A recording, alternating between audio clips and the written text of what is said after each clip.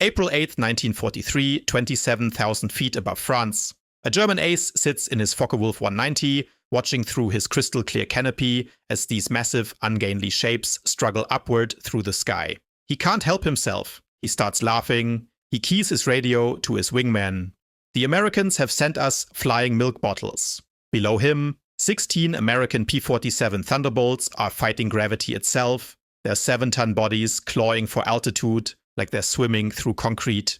The German pilots circling above can't believe what they're seeing. These fat, barrel-shaped things with their tiny wings and massive propellers look almost comical, more like bombers that forgot to grow a second engine. But here's what that German ace doesn't know. Here's what none of those Luftwaffe pilots circling like wolves could possibly imagine. They're looking at the weapon that will systematically destroy them. Within 18 months, these flying milk bottles will transform from objects of mockery into instruments of absolute terror. Those 850 caliber Browning machine guns hidden in those fat wings, they're about to become the most feared sound in German skies. 3,400 rounds of ammunition, a combined rate of fire of 6,000 rounds per minute. Enough concentrated firepower to saw a Messerschmitt in half in less than 2 seconds. The mathematics of destruction are already loaded in those wings. The Germans just don't know it yet. They're still laughing. But that laughter, it's got an expiration date, and it's coming up real soon. The man leading those American pilots that morning was Major Donald Blakesley. This guy was no rookie. He'd flown Spitfires with the RAF Eagle Squadron before transferring to American units just weeks earlier. And Blakesley understood something his men hadn't figured out yet, something that would separate the pilots who survived from the ones who didn't. The P-47 doesn't fight like other planes. You can't dogfight in it, you can't turn with German fighters. Try that and you're dead. But if you understand how to use this beast, if you learn to exploit what it does well instead of fighting its weaknesses, you can kill anything in the sky. The problem was, on April 8, 1943, most of his pilots didn't know that yet. They were novices in an untested machine, about to face the most experienced fighter force in the world. The Germans had been fighting continuously since 1939. They had veterans of Poland, France, Britain, and Russia. The Americans? They'd been in combat for exactly 0 days. This is the story of how that changed. How industrial logic crushed tactical brilliance, how quantity and quality merged into something overwhelming, and how German pilots' laughter turned to terror when they discovered what synchronized Browning machine guns could do to an aircraft at 400 yards. But to understand how we got here, we need to go back to where this monster was born. June 1940. France is collapsing. German fighters are sweeping across Europe, dominating everything in the sky. Alexander Kartveli, this Georgian immigrant working as chief designer for Republic Aviation, gets urgent specifications from the US Army Air Corps. They want a high-altitude interceptor capable of matching the Luftwaffe's best. What Kartveli designed instead was something that made everyone who saw it ask the same question. What the hell is that thing? The XP-47B prototype first flew on May 6, 1941, and it shocked everyone. At 9,900 pounds empty, it weighed 65% more than its predecessor, the P-43 Lancer. The massive turbo-supercharger system with its complex ducting running through the rear fuselage gave it this almost pregnant appearance. Test pilots approaching it for the first time would walk around this beast and invariably ask, "This thing actually flies?" Kartveli himself admitted to his design team, "It will be a dinosaur. But it will be a dinosaur with good proportions." And here's the thing. Not only did it fly, it flew like nothing else at altitude.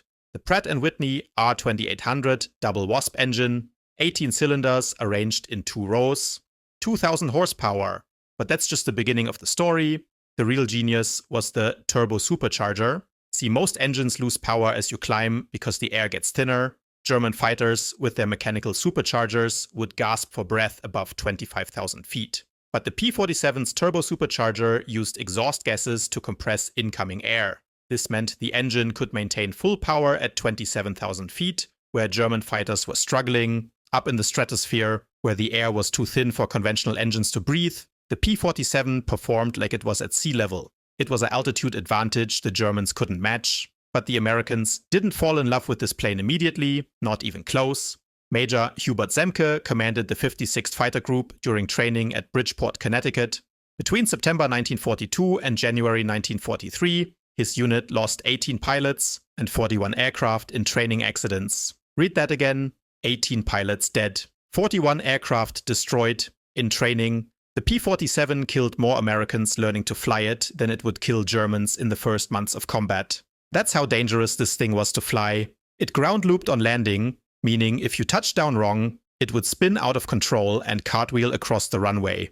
It torque rolled on takeoff. All that engine power would try to flip the plane if you weren't ready for it. And in a dive, this thing dove with such enthusiasm that pilots discovered something called compressibility. Their controls would freeze as shockwaves formed on the wings, the plane would accelerate toward the speed of sound, and the controls would stop responding. Guys were legitimately terrified of it. Lieutenant Robert Johnson, this farm boy from Oklahoma, who would become one of America's top aces with 27 victories, described his first flight.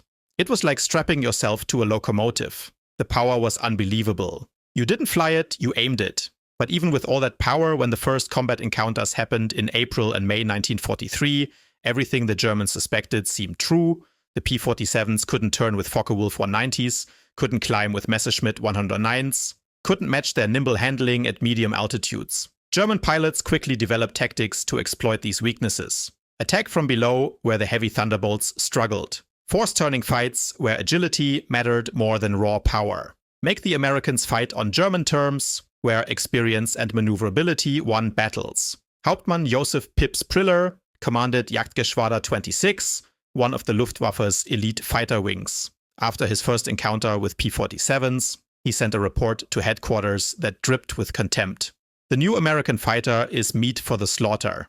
It flies like a truck, turns like a freight train, and climbs like a pregnant cow. Our boys are calling them Indianer, fat targets pretending to be warriors. The statistics seem to confirm German confidence. In their first month of operations, American fighter groups lost 14 Thunderbolts for only 3 confirmed German kills. The British Royal Air Force, observing from their Spitfire squadrons, quietly suggested the Americans might want to reconsider their choice of mount. British pilots joked that the best evasive maneuver in a P-47 was to unstrap and run around the roomy cockpit. But something strange was happening in those early encounters. Something German intelligence failed to notice. The P-47s that were getting shot down, they were absorbing incredible punishment before falling. One aircraft returned from a May 4th mission with 21 cannon holes and over 100 machine gun strikes. Damage that would have disintegrated a Messerschmitt or Spitfire just bounced off the Thunderbolt. That massive radial engine had no vulnerable coolant system.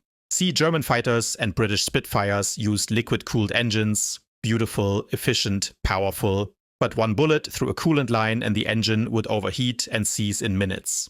You were gliding home at best, dead at worst. The P-47's air-cooled radial. You could blow holes through it and it would keep running. Rough, loud, but running. And when P-47s did get their guns on target, the results weren't just effective, they were catastrophic. German pilots had never experienced anything like American 50 caliber machine guns. Unlike the rifle caliber weapons of early warfighters or cannons with their limited ammunition, the Thunderbolt could maintain sustained fire for over 30 seconds. In aerial combat, that's an eternity. That's multiple attack runs. That's the difference between scaring an enemy and destroying him.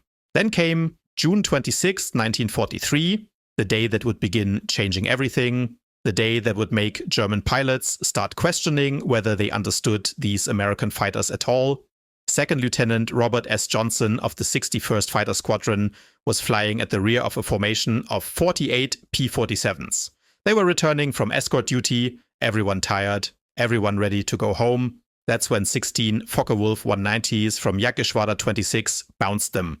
Perfect attack. Diving from the sun with overwhelming speed advantage, led by Hauptmann Wilhelm Ferdinand Galland, younger brother of the famous Adolf Galland. The Germans executed their attack flawlessly. Johnson's Thunderbolt, flying tail end Charlie at the back of the formation, got caught in the crossfire of multiple attackers. In the first seconds of combat, his aircraft took catastrophic damage.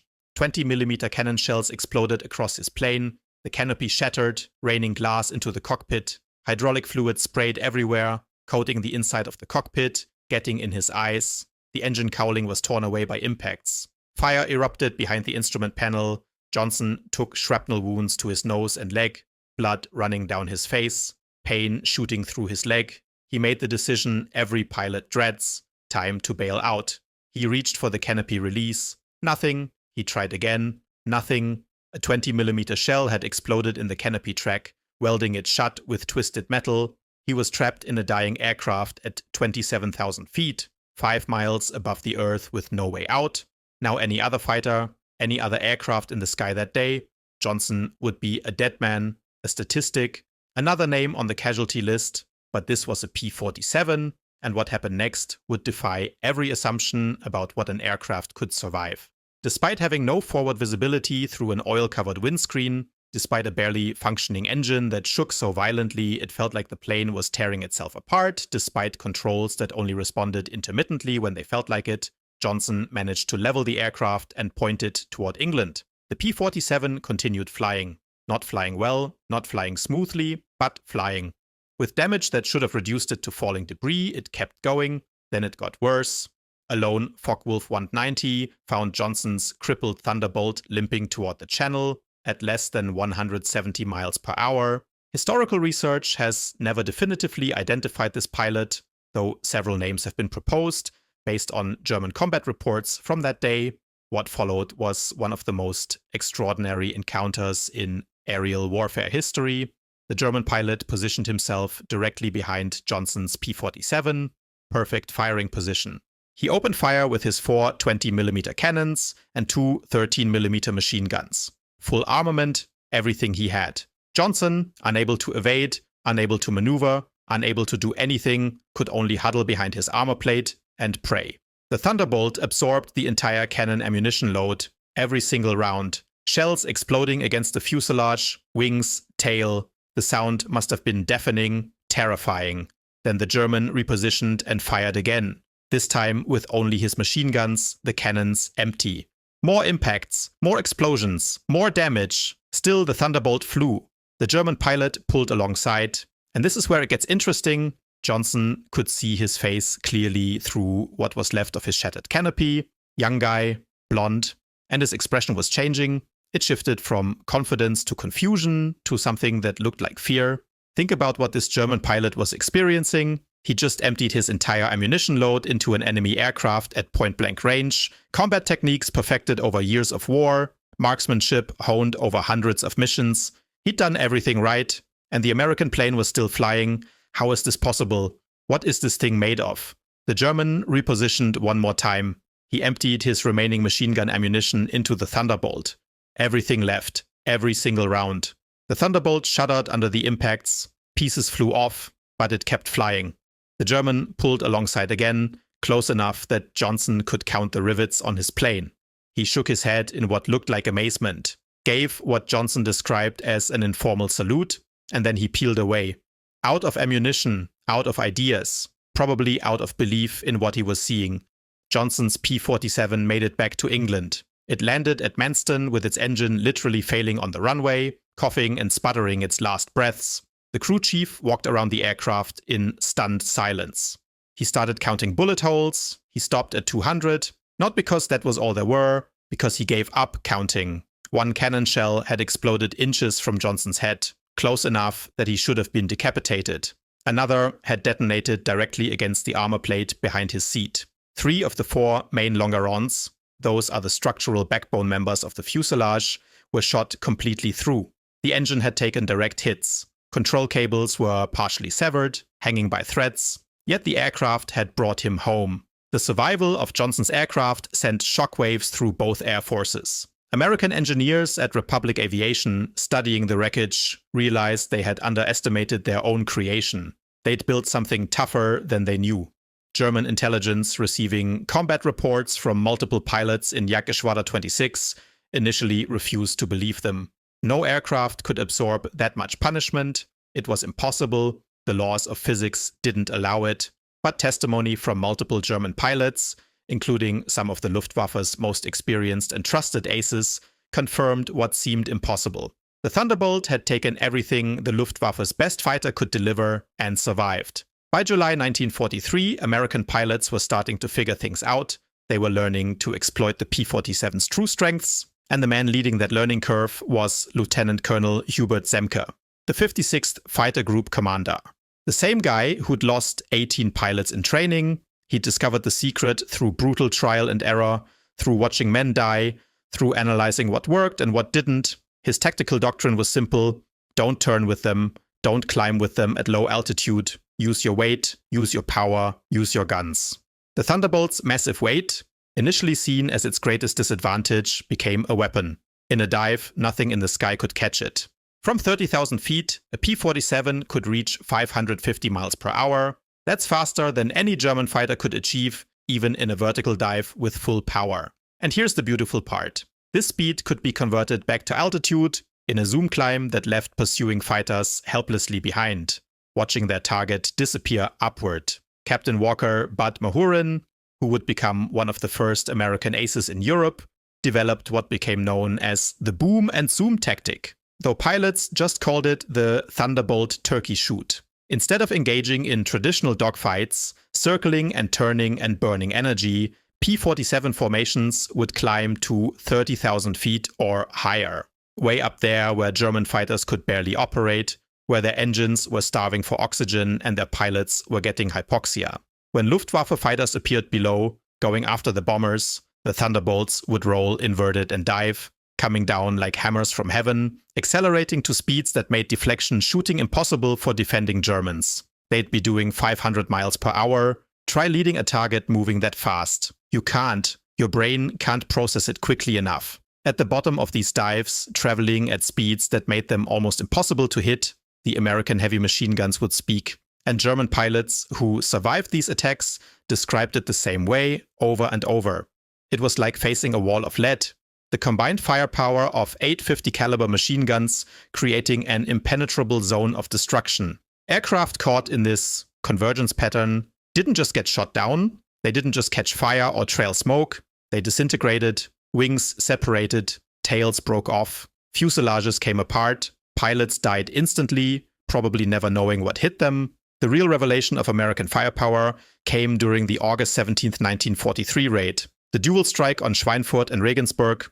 This was the deepest penetration into Germany attempted to that date. Hundreds of B-17s flying into the heart of the Reich to bomb ball-bearing factories and aircraft plants. And it would demonstrate both the P-47's limitations, its range, even with drop tanks, couldn't cover the entire mission, and its terrifying effectiveness when employed properly.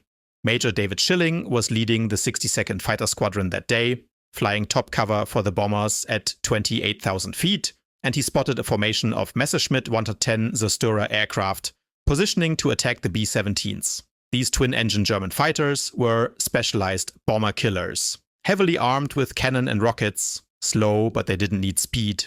They'd stand off from the bomber formations and launch rockets and cannon fire from outside the range of the bombers' defensive guns.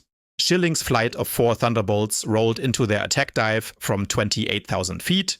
4 P-47s against multiple Messerschmitt 110s. Should have been a fair fight, at least numerically, it wasn't even close. Unteroffizier Heinrich Roth, a gunner in one of the Mi-110s, survived the attack. He was later captured and interrogated. His testimony was recorded. Here's what he said.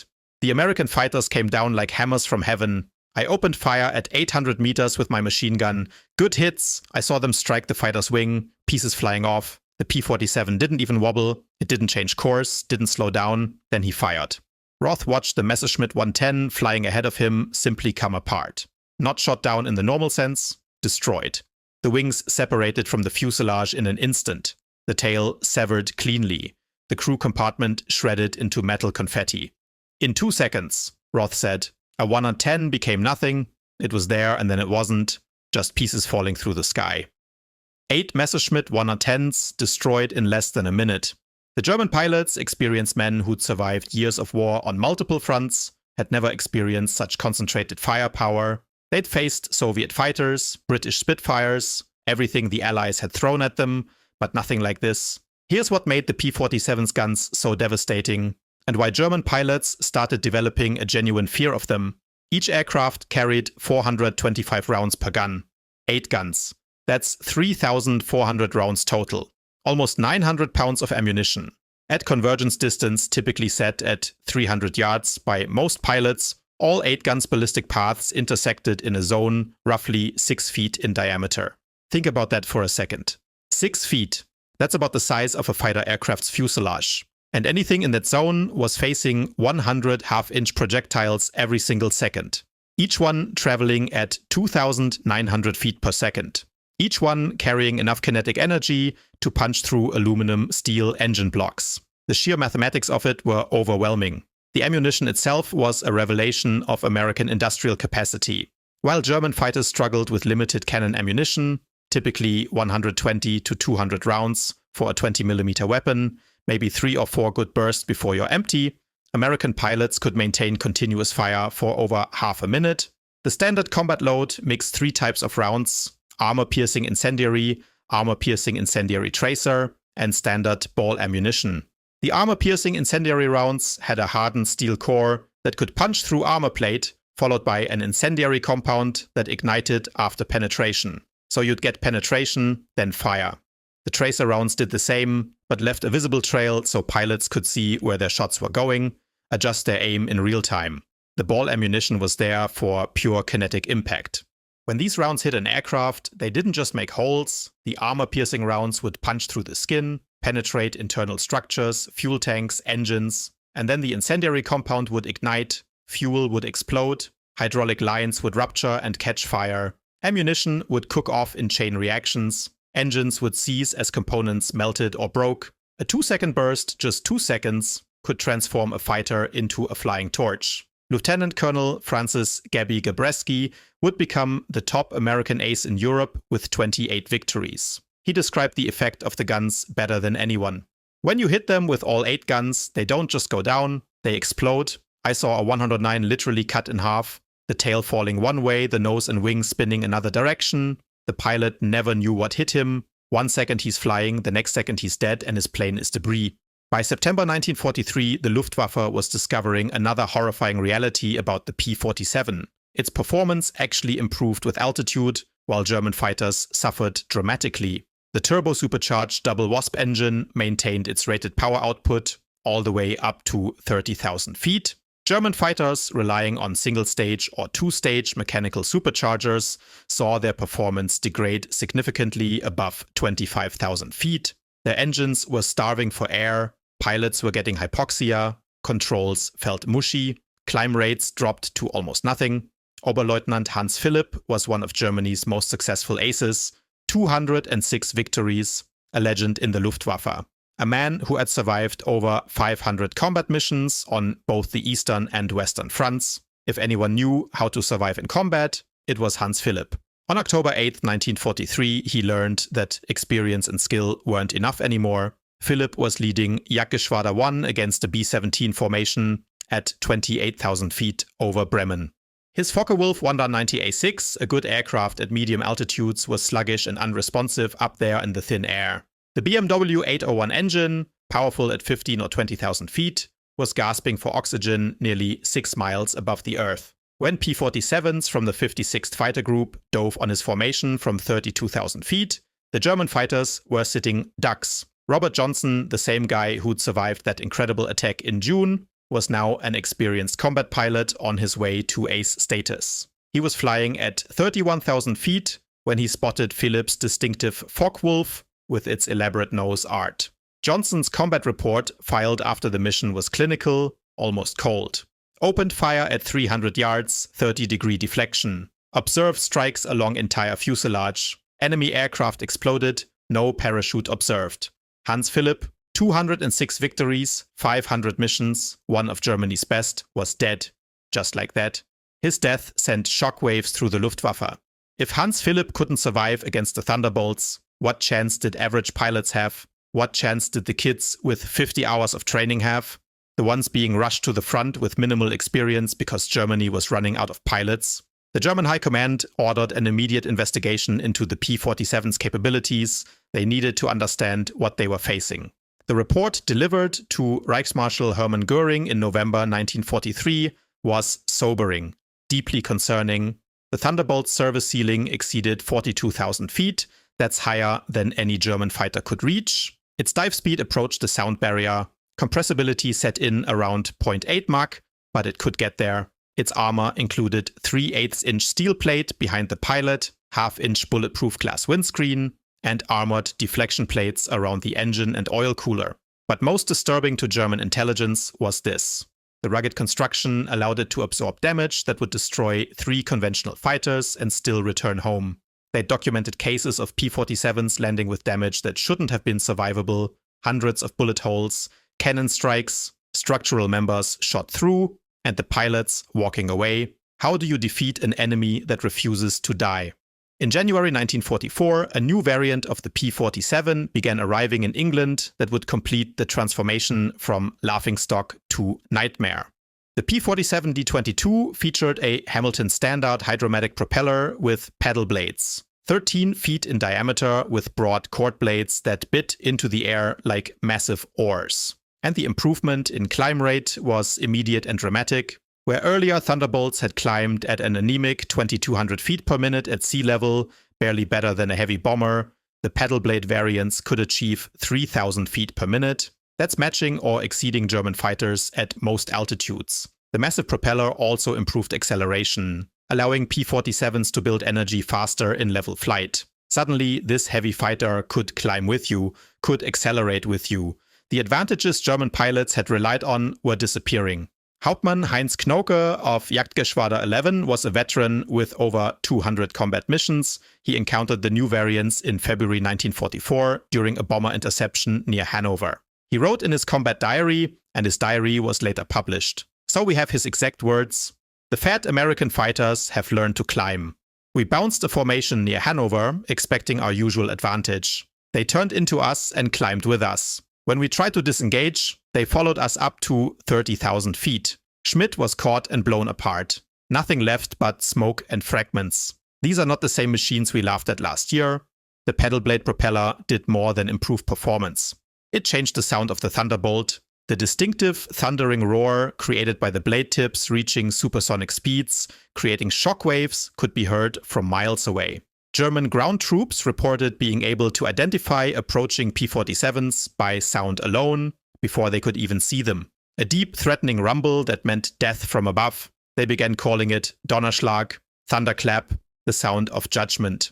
By March 1944, P-47s, equipped with external fuel tanks, could escort bombers deep into Germany.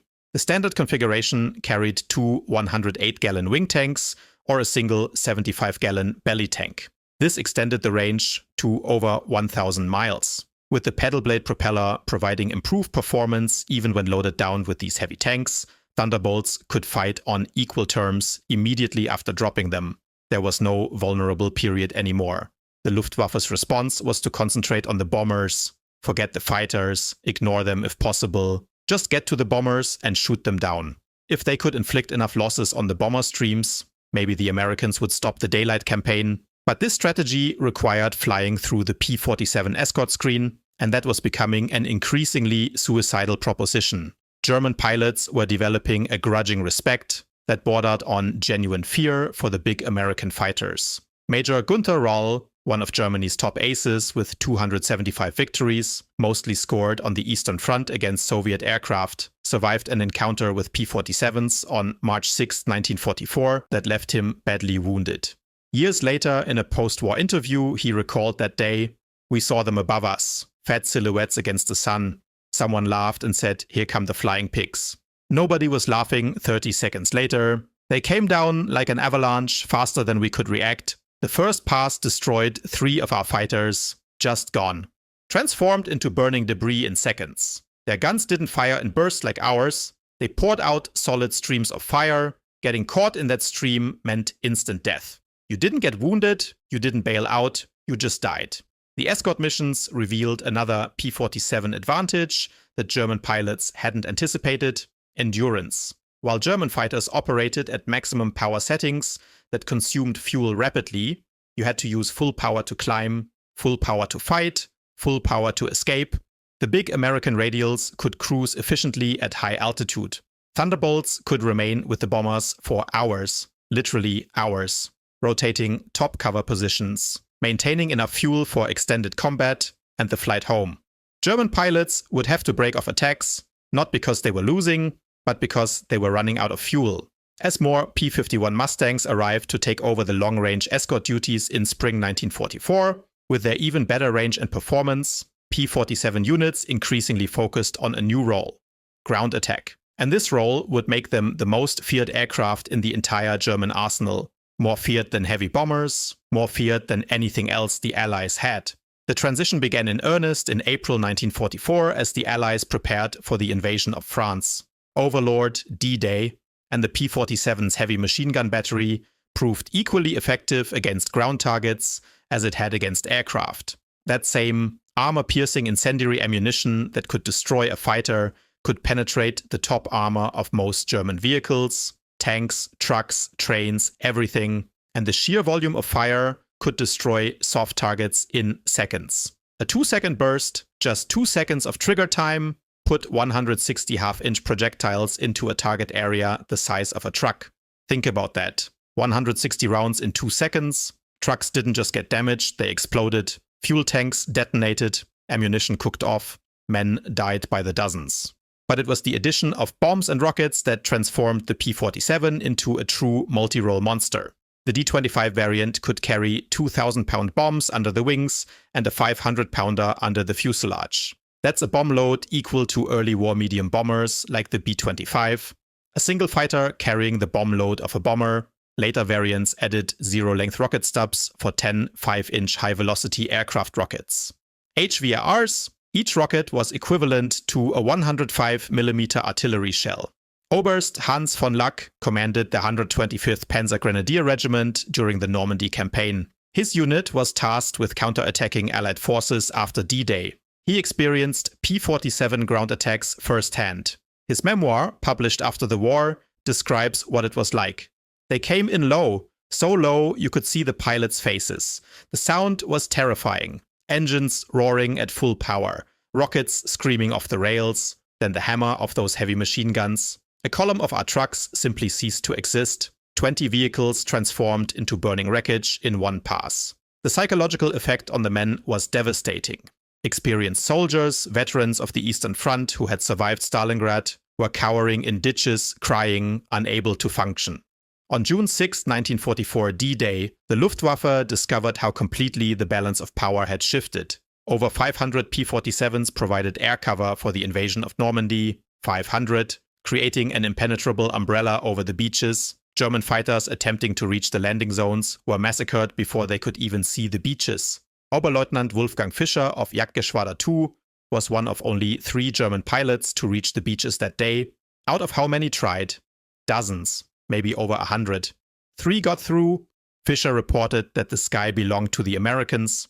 Thunderbolts were stacked from sea level to 30,000 feet. We tried to break through at dawn. 12 fighters from our grouper. I was the only one to return. The P-47s were waiting at every altitude. You couldn't climb over them, couldn't dive under them. Their guns turned our fighters into aluminum rain. I saw Hoffmann's plane just disintegrate. One moment it was there, the next moment it was pieces falling into the channel. In the weeks following D-Day, P-47s systematically destroyed the German army's ability to move in daylight. The statistics are almost impossible to believe. In June 1944 alone, just 1 month, 9th Air Force Thunderbolts claimed 651 locomotives destroyed.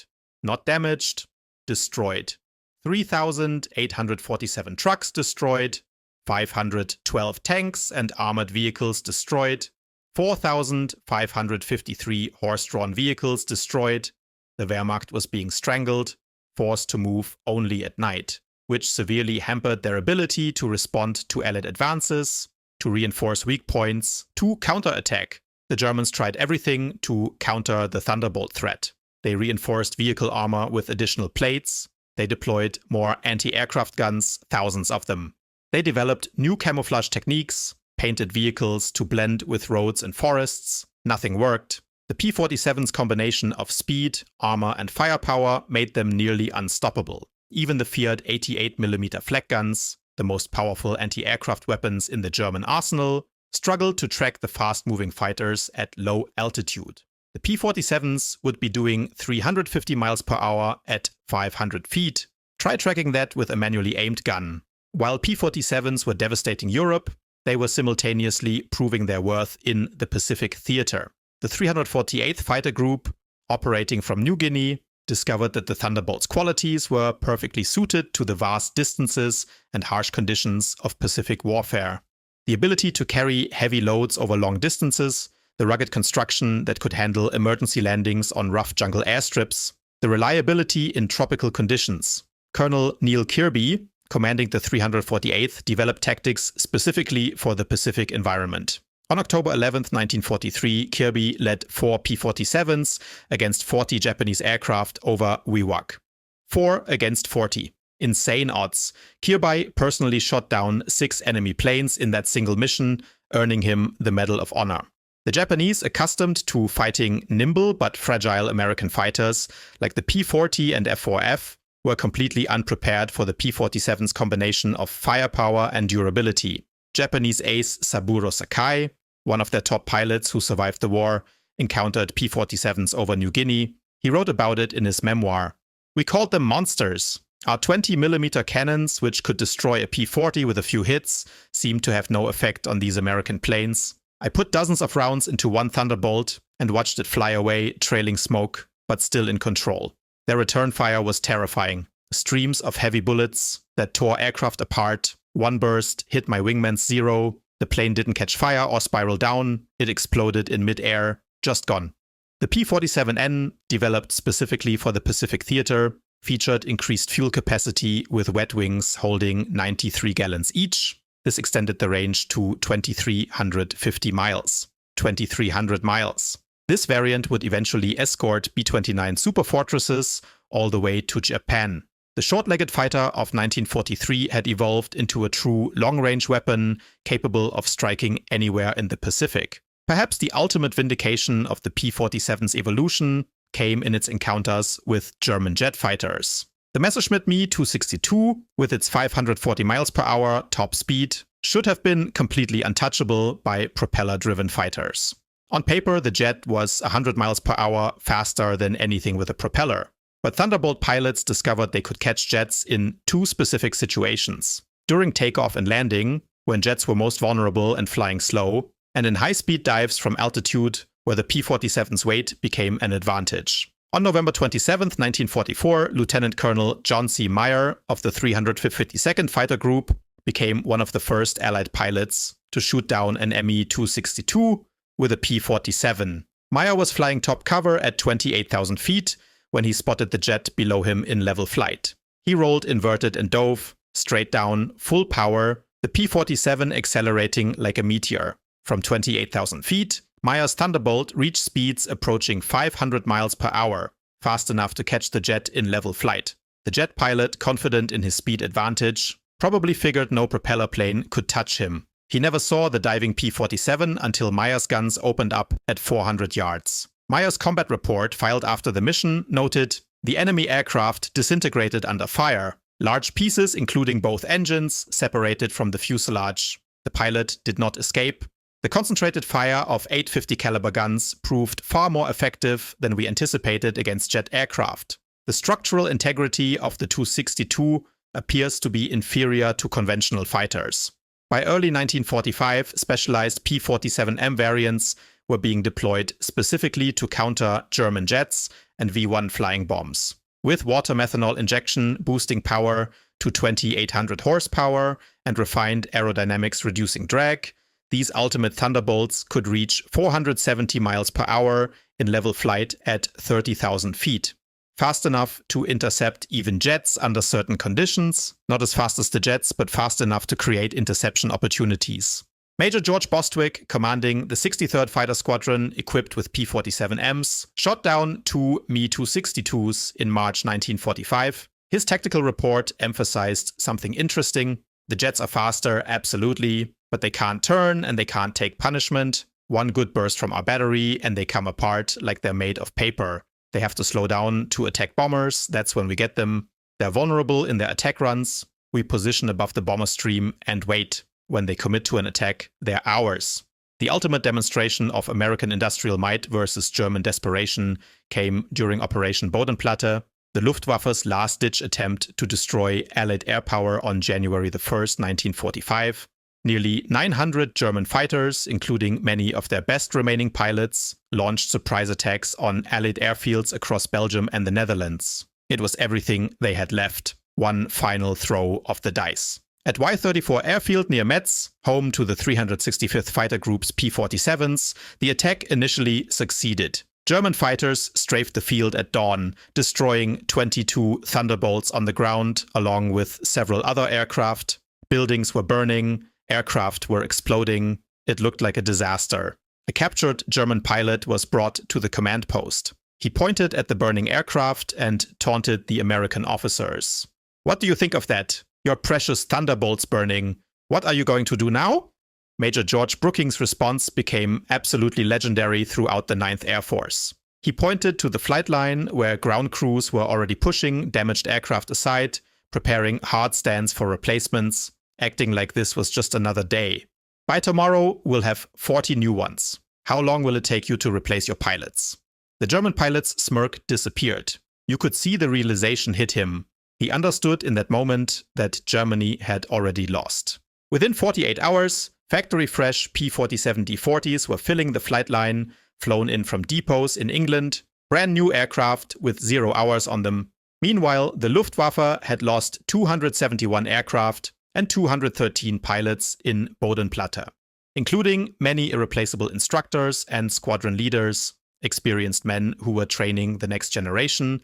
Those losses they could never replace, never.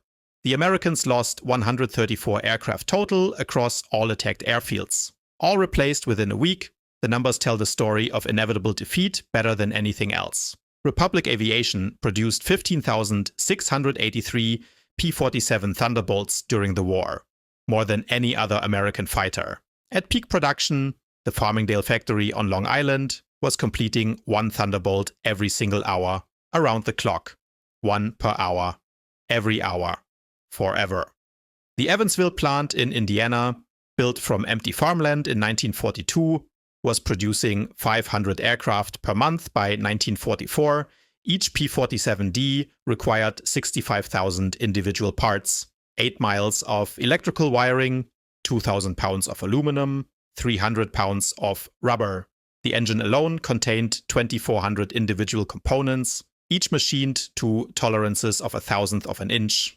Yet American workers, many of them women, who had never seen an aircraft before Pearl Harbor, who had never worked in a factory before, were assembling these complex machines with precision that exceeded peacetime standards. Quality control was better during the war than it had been during peace. The ammunition production was equally staggering. Each P-47 sortie required 3,400 rounds of 50 caliber ammunition. With hundreds of Thunderbolts flying daily missions by mid-1944, ammunition consumption exceeded 10 million rounds per month. The Lake City Arsenal in Missouri, just one of several ammunition plants, was producing 30 million rounds monthly, each cartridge manufactured to tolerances measured in 10,000ths of an inch. Perfect ammunition every time, millions of rounds, forever. The fuel consumption was enormous. Each Thunderbolt burned 100 gallons per hour in normal flight, up to 300 gallons in combat with water injection engaged. The 9th Air Force alone was consuming over 25 million gallons of aviation fuel monthly by late 1944. All of it had to be shipped across the Atlantic in tankers that were themselves products of American mass production, Liberty ships built in weeks, tankers built in days. Even more impressive than aircraft production was pilot training. By 1944, the United States was graduating 30,000 pilots annually from advanced training. 30,000. That's more pilots than Germany had trained in the entire war from 1939 to 1944. Each P-47 pilot received a minimum of 400 hours of flight training before entering combat, including 100 hours in advanced fighters. German pilots, by contrast, were entering combat with less than 100 hours total time by war's end. Some had 50 hours, some had 30. The quality difference showed immediately in combat. American pilots arrived in Europe, trained in formation flying, instrument navigation, gunnery, tactical doctrine. They had practiced against captured German aircraft that the Allies had acquired, understanding their enemy's capabilities and limitations. They knew their aircraft systems intimately because they had studied technical manuals that ran to hundreds of pages. German pilots didn't get manuals anymore. They got verbal briefings if they were lucky. Lieutenant Eugene Roberts arrived in England in September 1944, typical of the American replacement pilots arriving at that stage of the war. I had 420 hours in my logbook, including 75 hours in the P-47. I'd fired thousands of rounds at towed targets practicing deflection shooting. I'd studied gun camera film from actual combat. My first mission, I knew exactly what to do, where to look, how to position myself. The German pilot I faced couldn't have had half my experience. It wasn't even a fair fight. I got on his tail, he tried to turn. I just waited for the right moment and fired. 2-second burst, he exploded. In March 1945, Oberstleutnant Joseph Priller, remember him? The same pilot who had mocked the P-47s as pregnant cows 2 years earlier, was interviewed by German propaganda officials seeking material to boost morale. His statement was deemed too demoralizing for publication and was buried in the archives. But Allied intelligence found it after the war. Here's what Priller said. The Thunderbolt is the best fighter bomber ever built. Its firepower is unprecedented. 8 machine guns that never jam, never overheat, never run out of ammunition in normal combat. It carries bombs like a medium bomber, fires rockets like artillery, and fights like a fighter when needed. But beyond the machine is what it represents. Unlimited American production. Industrial capacity we cannot match. They lose 10 aircraft, they build 20 more. We lose one, it's gone forever. Their pilots arrive better trained than our instructors. They have fuel for training flights, ammunition for practice, spare parts for everything. We have nothing but courage. And courage without resources is just delayed defeat. He continued. We laughed at them in 1943, called them flying milk bottles, fat targets, easy kills. We're not laughing now. When you hear those guns, 850 calibers firing together, you know death has come calling. The sound haunts us. Mechanical, precise, unstoppable. Like everything American, it's about overwhelming material superiority. They didn't beat us through better tactics or braver pilots. They buried us under an avalanche of steel and lead that never stops coming. By April 1945, the Luftwaffe existed largely on paper. Fuel shortages had grounded most aircraft. What little fuel remained was being hoarded for jets and for defending the shrinking Reich. Experienced pilots were dead, captured, or too wounded to fly. Airfields were cratered ruins, bombed repeatedly, but even with aircraft and fuel, German pilots faced an impossible equation. Attacking Allied forces meant facing P-47 formations that owned every altitude from ground level to 40,000 feet. There was nowhere to hide, nowhere to run. Feldwebel Klaus Brettschneider was one of the last German pilots trained in early 1945. He flew exactly one combat mission before the war ended. His encounter with P-47s over Leipzig lasted 12 seconds from start to finish. I saw them diving from above. 4 Thunderbolts in perfect formation, like they were on a training flight. I tried to turn into them, tried to evade. They were too fast. The leader fired from 500 meters. My aircraft shook like it had been hit by sledgehammers. Multiple impacts everywhere. The engine exploded immediately. Fire erupted in the cockpit. The wings separated. I barely got out. In my parachute floating down, I watched them destroy my entire staffel. 6 fighters gone in under a minute. The sky was raining, burning aluminum and bodies. I was the only survivor. The psychological impact was complete and total. German pilots had developed what Luftwaffe medical officers were calling Jabo fever, physical symptoms of stress and fear appearing when Thunderbolts were reported in the area, sweating, shaking, vomiting. Veterans who had faced Spitfires and Hurricanes and Soviet Yaks without fear, men with hundreds of combat missions, were becoming physically ill before missions against P-47s. The distinctive thunder of approaching Thunderbolts, that sound created by the paddle blade propeller, caused panic among ground troops. Everyone knew that survival meant finding cover immediately. Heavy cover. Stone buildings, deep trenches, anything, because those 8 guns would find you otherwise. The final statistics of P-47 operations defy comprehension. In Europe, 3,752 German aircraft destroyed in aerial combat. 3,315 aircraft destroyed on the ground. 86,000 railway cars destroyed or damaged. 9,000 locomotives destroyed. 6,000 armored fighting vehicles destroyed. 68,000 trucks destroyed. 60,000 horse-drawn vehicles destroyed. Bridges, trains, supply dumps, command posts, everything that moved in daylight destroyed. In the Pacific Theater, 697 Japanese aircraft destroyed in aerial combat. 150 aircraft destroyed on the ground. 1,500 vehicles destroyed. 150 locomotives destroyed. Countless barges, ships, coastal installations destroyed. The 9th Air Force alone, primarily equipped with P-47s, flew 213,873 combat sorties, dropped 120,000 tons of bombs, fired 135 million rounds of ammunition, 135 million, launched 60,000 rockets. The Thunderbolt units achieved a kill ratio of 4.6 to 1 in aerial combat, while maintaining the lowest loss rate of any Allied fighter bomber.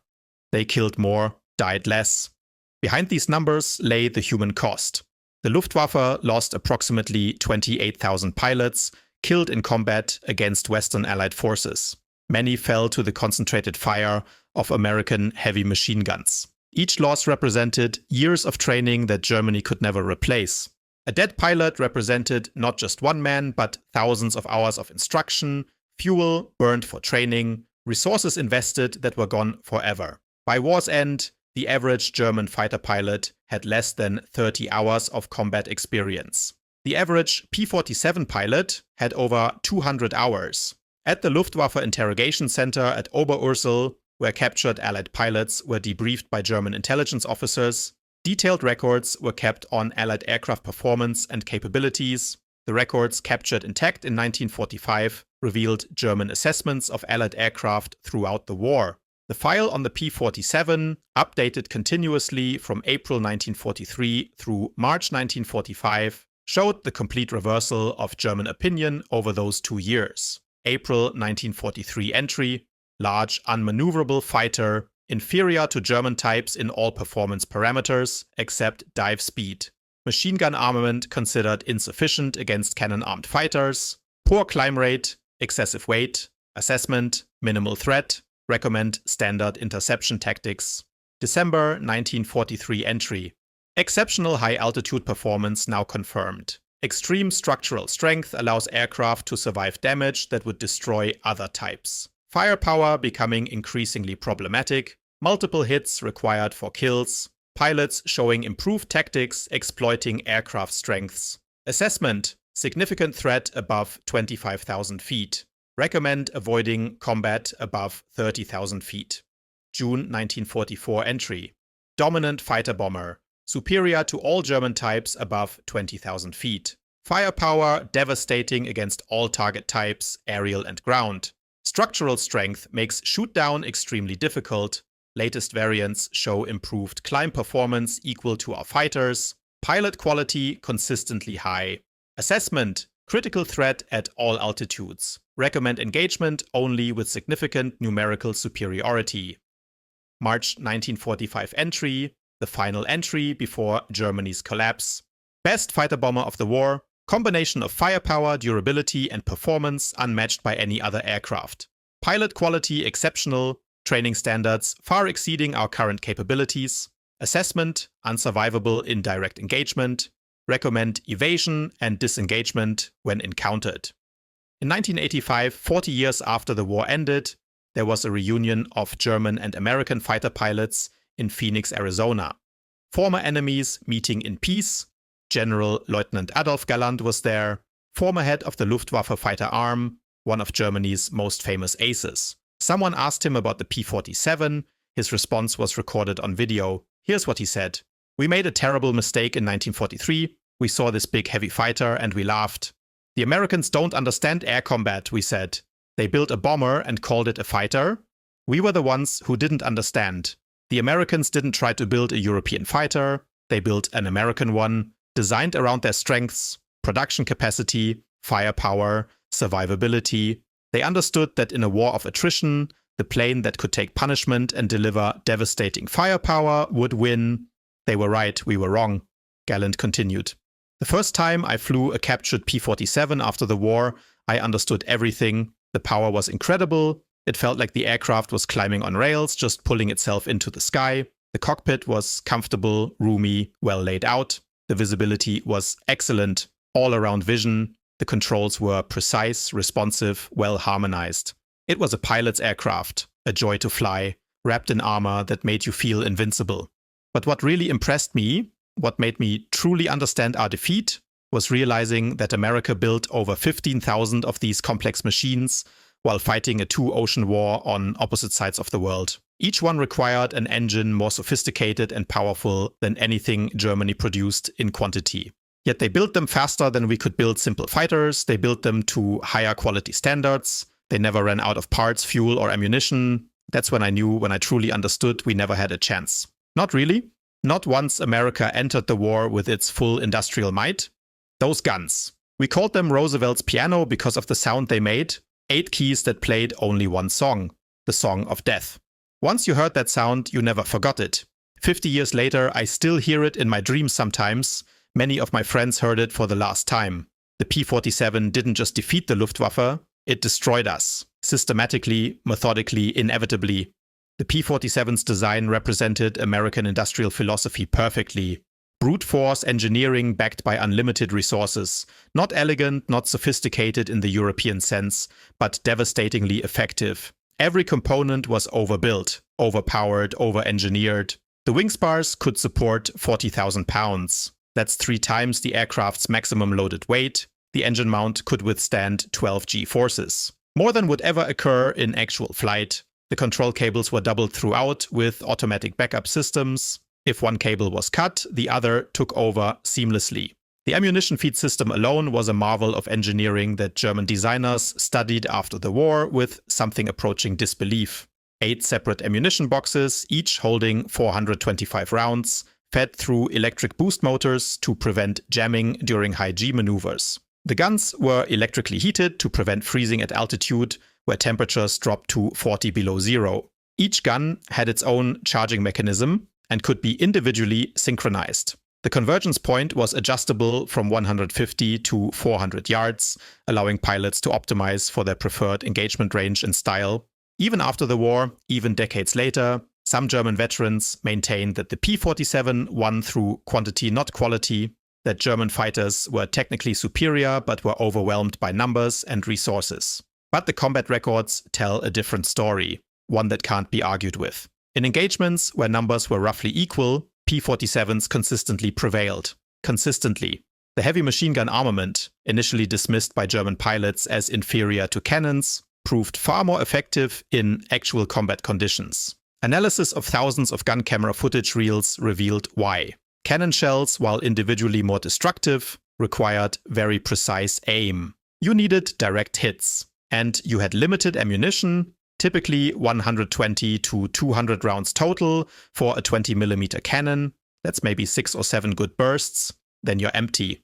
The P-47's weapons created what American gunnery instructors called a probability cloud, a zone of bullets so dense that even imperfect aim guaranteed hits. At typical engagement ranges of 200 to 400 yards, a 2-second burst put at least 20 rounds into a fighter-sized target, 20 half-inch bullets.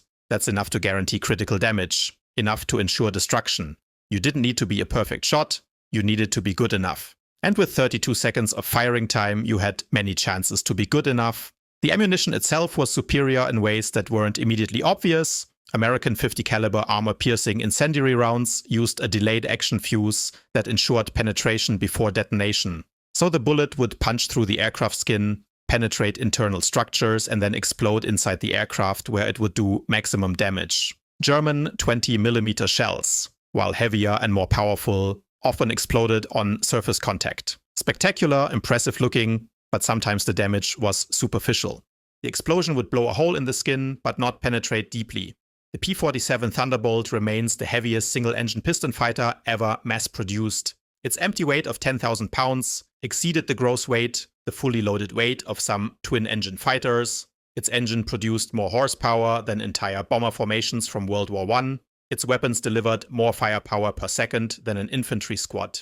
Yet it was built by the thousands, flown by kids barely out of high school, maintained under combat conditions by mechanics who learned their trade in weeks, operated from rough airstrips in jungles, and hastily bulldozed fields in France.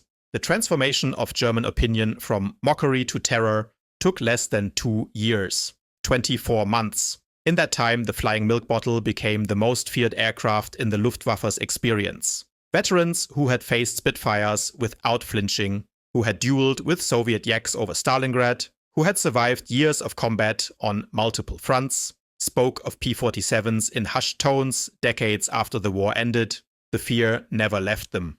At the National Museum of the United States Air Force in Dayton, Ohio, there's a restored P-47D sitting among other legendary fighters from the war: the Mustang, the Lightning, the Corsair. Its placard lists technical specifications and battle honors, squadrons that flew it, aces who scored kills in it.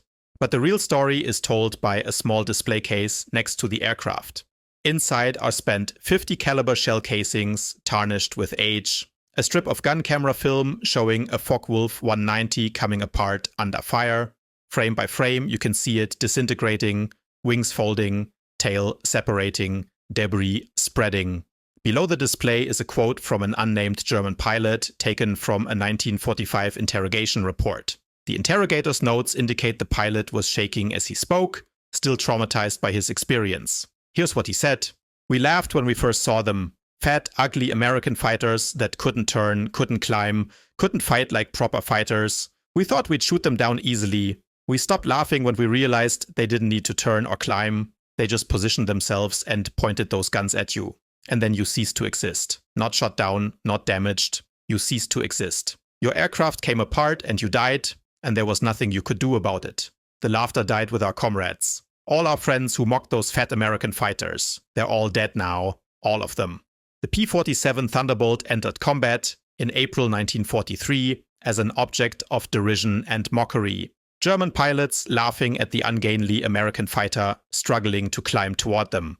By May 1945, those laughs had been silenced permanently. In between, 8 synchronized Browning machine guns rewrote the rules of aerial warfare, proved that concentrated firepower and rugged survivability could overcome agility and speed, and buried the Luftwaffe under an avalanche of lead that never stopped falling. German pilots had laughed at the flying milk bottle on that April morning in 1943. By the spring of 1945, there were no German pilots left to laugh. The ones who had survived weren't laughing anymore. The Thunder had spoken, the sky belonged to America, and the P-47 Thunderbolt had made sure it would stay that way. If you want to hear more stories about the weapons that changed World War II, hit subscribe.